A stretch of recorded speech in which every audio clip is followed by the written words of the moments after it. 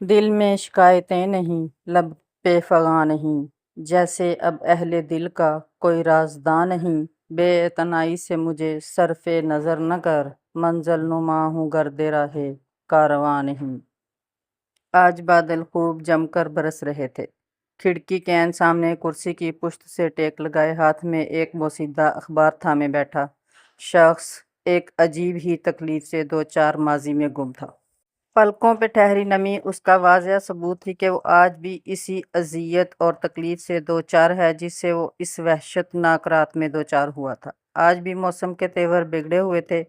بادلوں کی ہولناک گرج چمک دکھ آمیز قلب پر کاری ضربیں لگا رہی تھی۔ ہاتھ میں موجود بوسیدہ اخبار اور اس پر درج سطریں آج بھی اسی طرح تازہ تھیں جس طرح زندگی ایک روگ بن کر رہ گئی تھی۔ ریسیپشنسٹ کی ڈیسک پر کھڑی نازک سی لڑکی کی مخروطی انگلیاں بہت تیزی سے کی بورڈ پر چل رہی تھیں۔ کانوں میں ایئر پوڈ لگائے وہ مسلسل کچھ گنانے میں مصروف تھی۔ گداز گلابی ہونٹوں کی حرکت نے اسے چونک کر دیکھنے پر مجبور کر دیا تھا۔ وہ اپنے ارد گرد سے بے نیاز سر جھکائے اپنی ہی دھن میں توجہ سے کام میں مصروف تھی۔ کب وہ اٹھ کر اس کی ڈیسک تک آ گیا اسے خبر ہی نہیں ہو سکی تھی۔ الماس دھیمی آواز میں گنگناتی اپنے خیالوں میں محو تھی جبکہ کسی کی پرشوق نگاہیں کافی دیر سے اس کے حسین چہرے کا طواف کر رہی تھی۔ اچانک خود پر کسی کی نظروں کی تپش محسوس کرتی وہ چونکی اور سر اٹھا کر مخالف سمت میں ڈیسک پر کوہنی ٹک کر کھڑے شخص کو دیکھا۔ اس کی پیشانی پر بل نمودار ہوئے۔ یہ وہاج کی روبدار پرسنالٹی کا روب تھا یا پھر اس کی پرکشش شخصیت؟ لہجہ بھر کو وہ منجمد سی ہو گئی تھی۔ ہیلو مسٹر، کوئی کام تھا آپ کو؟ اس نے خود پر قابو پاتے ہوئے پوچھا اور پھر وہ ایکسٹینشن اٹھاتی انٹرویو کی کال پر سامنے کی لائن میں بیٹھی لڑکی کو باس کے آفس میں جانے کا پیغام دیتی وہ اس کے قریب آ گئی۔ وہاج اپنے خیالوں میں اس قدر محو تھا کہ اسے پتہ ہی نہیں چلا اور وہ گڑبڑا کر رہ گیا۔ جی فرمائیے، آپ نے مجھ سے کچھ کہا؟ اس نے حیرت سے پوچھا۔ آنکھیں پھاڑ پھاڑ کر کیا دیکھ رہے ہیں مسٹر؟ کیا کبھی کسی لڑکی کو کام کرتے ہوئے نہیں دیکھا آپ نے؟ وہ تیز لہجے میں بولی۔ دیکھی ہے، مگر آپ جیسی خوبصورت نہیں، وہاج نے پرشوق انداز میں کہا۔ شٹ اپ، الماس نے غصے سے کہا۔ اوکے، وہ تابعداری سے سر ہلا کر بولا۔ وہ اسے گھور کر رہ گئی۔ کچھ دیر بعد آپ کو انٹرویو کے لیے بلایا جائے گا، لہٰذا آپ سامنے والی نشست پر بیٹھ کر اپنی باری کا انتظار کریں۔ وہ ابھی مزید کچھ اور بھی کہنا چاہ رہا تھا کہ اس کی باری آ گئی۔ اوکے، وہ سر کو خم دے کر اپنی ٹائی کی ناٹ درست کرتا آفس کی جانب بڑھ گیا۔ الماس پچھلے 1 سال سے اس کمپنی میں ریسیپشنسٹ کے فرائض سر انجام دے رہی تھی۔ آج دلاور کے گھر والوں نے اس کا رشتہ لے کر آنا تھا، اسی لیے صبح سے اس کا موڈ خاصا خوشگوار تھا۔ الماس اور دلاور کی ملاقات FBA کے ذریعے ہوئی تھی اور روزانہ کی بات چیت کب چاہت میں بدل گئی پتہ ہی نہیں چلا۔ الماس کا تعلق ایک پسماندہ خاندان سے تھا جبکہ دلاور اپنی رئیس باپ کی اکلوتی اولاد تھا۔ الماس اور دلاور کے تعلقات ایک طویل عرصے سے قائم تھے مگر دلاور ہر بار شادی سے انکار کر دیتا تھا۔ وجہ ان دونوں کے درمیان حائل خاندانی معیار کا فرق تھا، مگر الماس اس سے شادی کے لیے باضد تھی۔ بالآخر دلاور کو اس کی ضد کے آگے ہار ماننا ہی پڑی اور آج شام کو وہ اس کا ہاتھ مانگنے اپنی والدہ کے ساتھ اس کے گھر آ رہا تھا۔ اچانک ہی موسم نے انگڑائی لی تھی اور ہلکی بارش نے دیکھتے ہی دیکھتے تیز ہواؤں کے ساتھ آندھی کی شکل اختیار کر لی تھی۔ بارش میں بھی شدت آ گئی تھی۔ وہ چاہنے کے باوجود تاخیر کا شکار ہو گئی تھی۔ وہ کافی دیر سے بس اسٹاپ پر کھڑی بس کا انتظار کر رہی تھی مگر بس کا کہیں نام و نشان تک نہیں تھا اور دور دور تک صرف دھند پھیلی ہوئی تھی۔ وقت تھا کہ پر لگا کر اڑتا ہی چلا جا رہا تھا۔ شام کے سائے گہرے ہونے لگے تھے۔ بارش کی شدت میں کمی آتی دیکھ کر وہ پیدل ہی گھر کی جانب چل دی۔ بارش میں بھیگنے اور سردی کی وجہ سے پورا وجود کانپ رہا تھا جب ہی سامنے سے آتی تیز آنکھوں کو چندیا دینے والی روشنی اپنے قریب آتی محسوس ہوئی۔ اس سے قبل وہ اس تیز روشنی سے بچنے کے لیے ایک طرف ہوتی ایک وین تیزی سے اس کے قریب رک گئی اور دوسرے ہی لمحے کسی نے ایک جھٹکے سے اسے گھسیٹ کر وین کے اندر بٹھا لیا تھا۔ سڑک بارش کے باعث بالکل ویران تھی۔ اس کی گھٹی گھٹی سی چیخ وہیں دم توڑ گئی تھی۔ 4 नकाबपोशों को देखकर उसके हवास काम करना छोड़ गए थे, मगर उसकी मुसलसल मुज़ाहमत की वजह से एक नकाबपोश का चेहरा बेनकाब हो गया। और यही वो घड़ी थी जब अलमास के दिमाग ने उसका साथ छोड़ दिया था। वह आज सुबह से मुख्तलिफ बैंकों और कंपनियों में इंटरव्यू देता और अपनी CV ड्रॉप करता थका हारा शाम को बारिश में भीगता हुआ घर जा रहा था। तेज़ बारिश के बायस उसकी खस्ता हाल बाइक जवाब दे गई थी। पिछले 1 घंटे से घंटों घंटों पानी में बाइक को खींचता वो निढाल हो गया था। अभी वो सामने की सड़क से होता हुआ दूसरी सड़क पर आया ही था कि उसकी नज़रें अचानक सामने की जानिब उठीं, जहाँ सड़क किनारे लोगों का हजूम था। या अल्लाह खैर! दिल में पहला ख्याल ही बारिश के बायस किसी जानी नुकसान का आया था। बाइक को एक तरफ खड़ा करके वो दौड़कर हजूम को चीरता नज़दीक आया, जहाँ सड़क के किनारे किसी लड़की का बेहोश वजूद पड़ा था। वो झट घुटनों के बल उसके नज़दीक बैठ गया था और इस लड़की का हाथ पकड़कर उसकी नब्ज़ चेक की, जहाँ ज़िंदगी अभी बाकी थी। उसकी सांसें चल रही हैं, हमें उसे अस्पताल लेकर जाना चाहिए। वह आज सब तमाशाई बने लोगों को देखकर उम्मीद से बोला, ये पुलिस केस है। पुलिस को इत्तला कर दी है, पुलिस अब बस आती ही होगी। सब ही फ़ौरन पीछे हो गए थे। इतनी देर में तो ये मर जाएगी। वह आज उनकी बुज़दिली पर चीखा, तो हमदर्दी के चक्कर में हम जेल चले जाएं क्या? अल्लाह जाने कौन है, कहाँ से आई है, पता नहीं किसकी इज्जत है, न जाने किसने इस लड़की को यहाँ फेंक दिया है। इनमें से एक शख्स बेरहमी से बोला। वहाज ने सब पर एक अफसोस भरी निगाह डालकर जल्दी से उसका बेहोश वजूद उठाकर अस्पताल ले जाना चाहा, मगर दूर दूर तक कोई ट्रांसपोर्ट नज़र नहीं आ रही थी।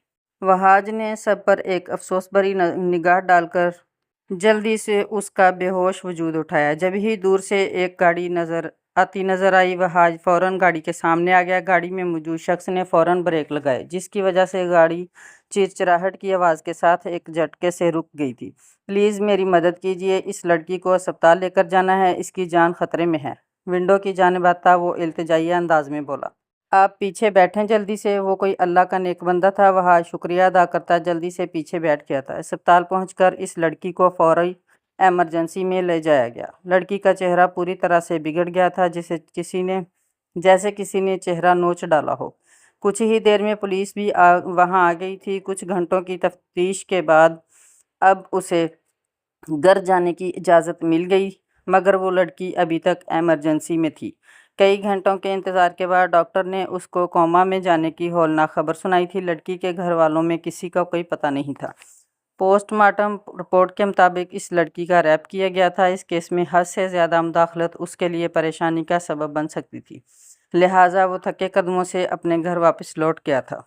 2 दिन बाद पुलिस को उस लड़की के ख़ानदान के बारे में मालूम हो गया था, मगर वो दोबारा अस्पताल नहीं गया था। इतवार का अखबार बेड पर फैलाए वो अपने लिए नौकरी तलाश कर रहा था कि जब ही अचानक उसकी नज़र दूसरे सफ़ा से झलकती एक लड़की की बड़ी सी तस्वीर पर ठहर गई थी, जहां इस ऑफिस वाली लड़की का चेहरा वाज़िया नज़र आ रहा था। वहाज के होंठ बेसाख्ता मुस्कुराहट आई, मगर जैसे ही नज़र दूसरी तस्वीर और ख़बर पड़ी, उसे अपना सांस बंद होता महसूस हुआ।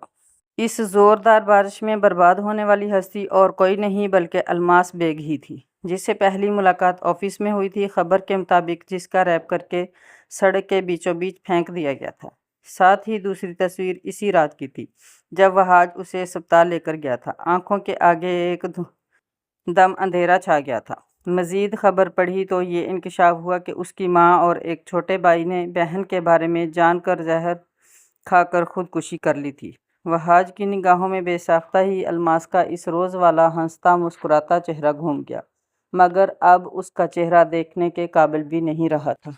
पूरी खबर पढ़कर वो अपने ऊपर ज़ब्त ना रख सका और उसकी आंखों से बेइख्तियार आंसू जारी हो गए थे। वहाज अपनी हालत पर काबू पाता जल्दी से घर से बाहर निकल गया। वो जल्द अज जल्द अस्पताल पहुंचना चाहता था। आखिर इन चंद घंटों में ऐसा क्या हुआ था जो एक हंसती मुस्कुराती लड़की जिंदा लाश बन गई थी। ICU में दाखिल होकर वो उसके बेड के नज़दीक आया। वो सख्त रंज में मुबतला उसका चेहरा देख रहा था। जब ही उसे उसकी पलकों में जनबश सी महसूस हुई थी, वहाज ने हड़बड़ाकर साथ खड़ी नर्स को पुकारा। आज 15 दिन बाद उसके मुर्दा वजूद में कोई हरकत हुई थी, जो शायद आहिस्ता आहिस्ता होश में आ रही थी। نرس فوری باہر کی جانب بھاگ گئی تھی۔ ڈاکٹروں نے اسے باہر نکال دیا تھا۔ وہ پہلے ہی بہت مشکل سے اندر آ سکا تھا۔ کچھ دیر میں پولیس اہلکار بھی اس کا بیان ریکارڈ کرنے کے لیے ICU میں آ گئے تھے۔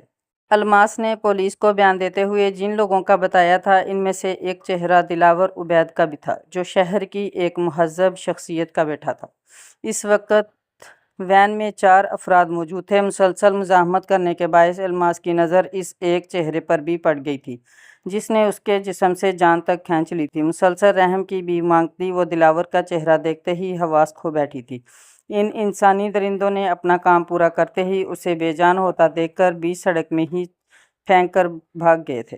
الماس بیگ اپنی زندگی میں انجانے میں کسی غیر پر کیے گئے بھروسے کے باعث اس عبرتناک انجام کی مستحق ٹھہری تھی، اور اب اس میں مزید ذلت برداشت کرنے کی ہمت باقی نہیں رہی تھی۔ اپنے مجرم کا نام لکھواتی وہ ہمیشہ کے لیے ابدی نیند سے سو گئی تھی۔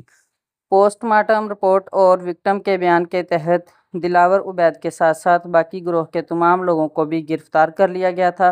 میڈیا پر یہ بات جنگل میں آگ کی مانند پھیل گئی تھی۔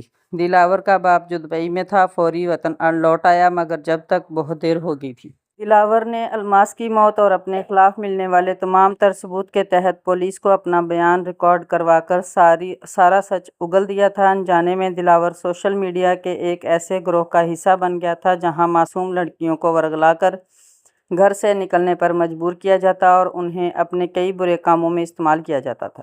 الماس کی تربیت تھی اور کچھ دلاور کے دل میں خوف آ گیا تھا، جو وہ اسے ہر بار بہکانے میں ناکام رہا تھا، مگر گروہ کے باقی لوگوں کے پریشر میں آ کر آج اس نے الماس کے گرد ایسا جال بنا تھا کہ وہ خود ہی اس میں پھنس گئی تھی۔ احساس جرم کے تحت دلاور نے اپنا گناہ قبول کرنے کے ساتھ ساتھ باقی تمام گروہ کا بھی پتہ بتا دیا تھا۔ عدالت میں اس کے باپ نے اپنے بیٹے کو بچانے کے لیے ایڑی چوٹی کا زور لگا دیا تھا، مگر برائی اپنے انجام کو پہنچ گئی تھی، اور نہ جانے کتنی الماس جیسی لڑکیاں تھیں جن کی انہوں نے زندگی برباد کر دی تھی۔ آج الماس کے ساتھ ساتھ سب کو انصاف مل گیا تھا۔ ایک دن کی ایک اجنبی لڑکی سے ملاقات نے وہاج کی زندگی پر گہرے نشان چھوڑ دیے تھے، جو ہر بار اسے اسی تکلیف سے دوچار کرتے تھے جیسے وہ آج سے 10 سال پہلے ہوا تھا۔ وہاج، آپ اس فضول سے اخبار کو پکڑ کر کیا کر رہے ہیں؟ پھینکیں اسے اور باہر آئیں، اتنی تیز بارش ہو رہی ہے، چلیں موسم کا لطف اٹھاتے ہیں۔ وہ یوں ہی بیٹھا تھا جب ہی اس کی بیوی نے کمرے میں داخل ہو کر اسے ماضی کی سوچوں سے باہر نکالا، اور ساتھ ہی وہ اخبار لے کر کھڑکی سے باہر پھینک دیا تھا۔ وہ ایک نظر بھیگتے اخبار پر ڈال کر باہر لان کی جانب بڑھ گیا، جبکہ وہ اخبار بارش کے پانی کے ساتھ ختم ہوتا چلا گیا۔ کچھ تکلیف دہ یادوں کا جڑوں سے ختم ہونا بہت ضروری ہوتا ہے، ورنہ وہ تاحیات تکلیف سے دوچار